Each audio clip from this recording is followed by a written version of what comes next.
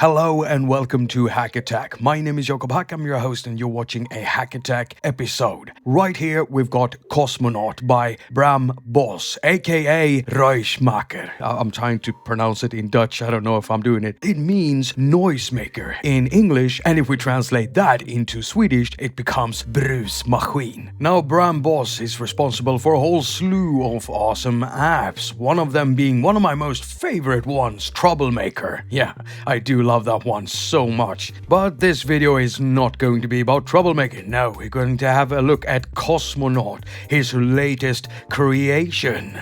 For me, and right now, lots of the skeleton code of my app, so the audio engine, the user interface code, and the way that the system interfaces with the audio unit plugins. Now this is actually Bram Bos's first FX plugin for iOS. It's an audio unit extension, and so there is no standalone mode. Nope, you'll have to use it inside a DAW or at least an app that can host other audio unit extensions. Now Cosmonaut is a multitap delay, but it's actually much more than that, and that's why it's got Space Explorer under the Cosmonaut name here. So have a look at this. We can clearly see the multitap delay in the middle here. But if we look here to the left, we can see that we have a tape loop setting. So yeah, there's a tape loop in here. Down here we have a filter. Over here we have a padding source, an ambience knob, and right down here we have a Haas processor.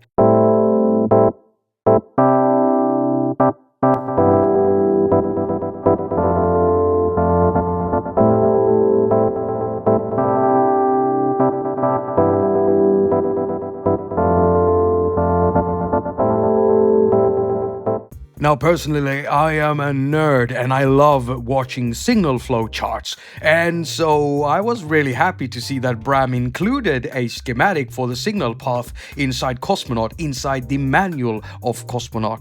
That was a long sentence. Now since this was Bram's first FX plugin, I was curious to know how the thing worked, what went into making the plugin, why he made it, and so much more. So I actually dialed up Bram over Skype and did an interview with him. I learned how to code when I was 10. My dad, he was, and this was really early 80s, and he was really a believer in the possibilities and the importance of computers back before everyone had one. So he said, I'm going to buy you a computer at the condition that you learn how to program on it.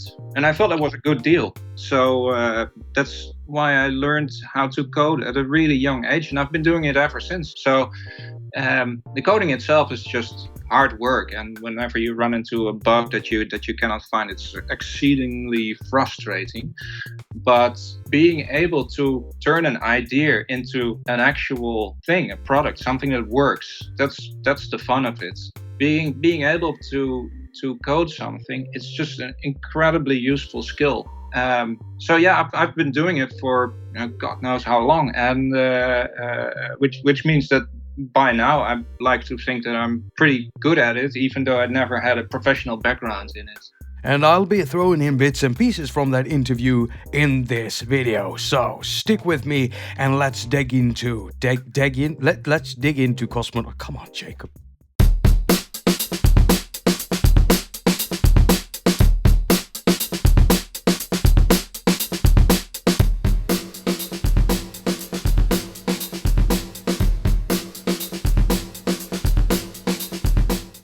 Now, I just want to start by saying that this is not going to be a complete tutorial on how the whole thing works or what a multitap delay is. No, what we're going to do is to focus on user cases for a multitap delay. And we're also, with the help of Bram, going to have a look at all of the other modules, because those extra added things is what's making the Cosmonaut recipe so interesting. And before we do that, I just want to point out factory presets here in the list, which is always available. No menus to open, saving button right there. Cosmonaut was designed to be as hands-on, or in our cases, as fingers-on as it could possibly be, because that's something that is important for Bram. There are several different types of musicians that you can design for. And on one extreme, you have let's call them the ultimate control freaks who like to have, uber fine controls for every little parameter there is. That's not the kind of musician that I aim at. I aim more at the people who would, enjoy a Volca more that has only 3 buttons, but designed in a very playful way. I also try to design more for the fun of playing around with music and playing around with sounds rather than for the ultimate control over every little parameter. Now, as I've already mentioned, I won't be getting into exactly what a multitap delay is, but I can say this. With a delay, you have a delay buffer, and so you tap it several times, meaning you take several outputs from it, but at different points. So don't think of tap as in tapping your fingers against your iPad. No, think of tap as in a faucet.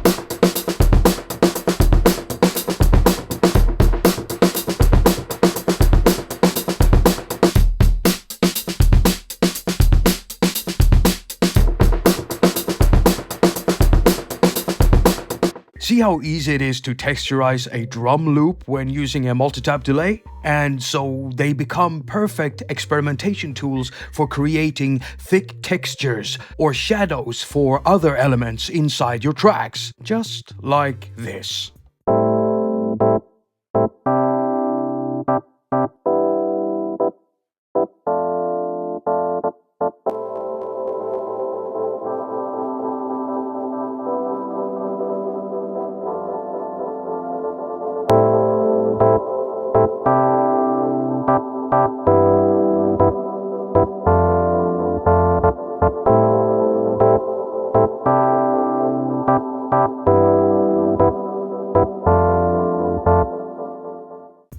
Yes, multitap delays are amazing, but Cosmonaut is more than a multitap delay. So let's start by having a look at the ambience knob right here. Now, the first thing I thought was, is this a reverb? And so I asked Bram about it, and this is what he said. It has like 15 or 16 separate parameters that you can change to dial in your reverb flavor of choice.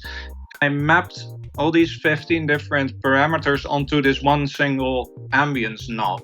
Okay, so when you're twisting that knob, you're actually changing 15 different parameters in a very complex way. I tweaked and tuned it in such a way that it had exactly the right amount of reverb, the dryness and compactness,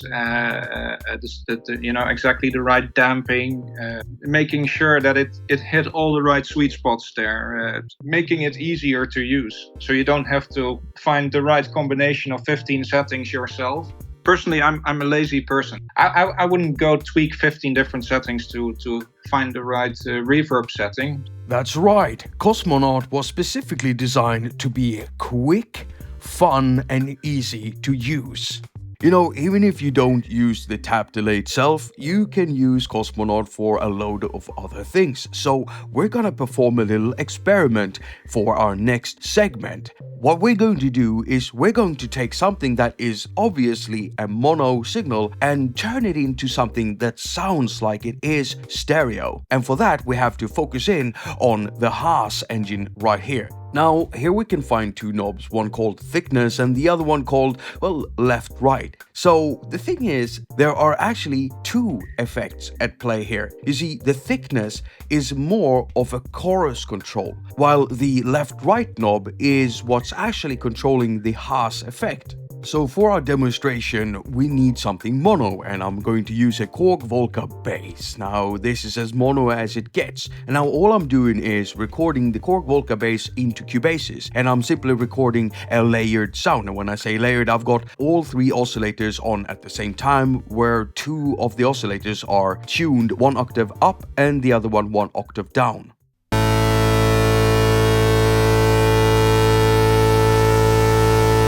Right, so now that we have our mono signal recorded, we're now going to pull a little on the thickness knob, and you'll be able to hear how this is kind of a chorus effect.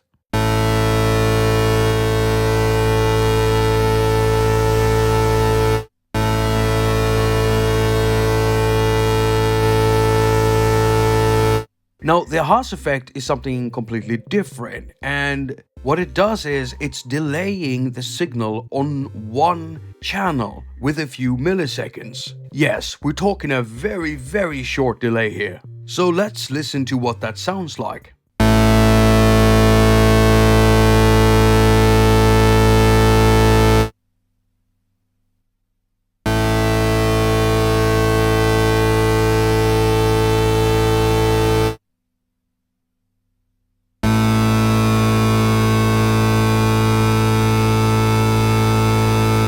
Now you can test this out yourself by using the same audio file with the same information in it, and then you put them into two channels, and then you take one of the channels and you simply move that audio file 30 milliseconds ahead. Next, you make sure that you pan both channels, one left and one right. And there, you've created a Haas effect. And now suddenly that mono signal has become stereo-like. It's a great way of widening sound, and this can also be used to an advantage with stereophonic sound files too, making them sound even wider.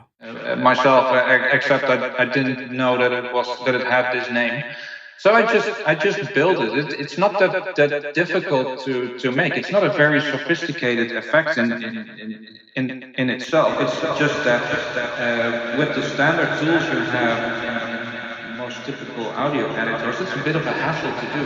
And Right, we're gonna move on, and I wanna have a look at the tape loop effect because I found something out about that when talking to Bram. But first I just want to mention their panning source, which is a panning knob of course that will pan your audio from left to right, only this one has an LFO attached to it, and so here you can set the width, it's the hardest word to say, which means you can set how far it will pan to the left or to the right in the stereo field. And of course this knob is the rate. Further down here we have a low pass and a high pass filter, which can also be modulated with an LFO, so it basically controls the rate of the modulation signal.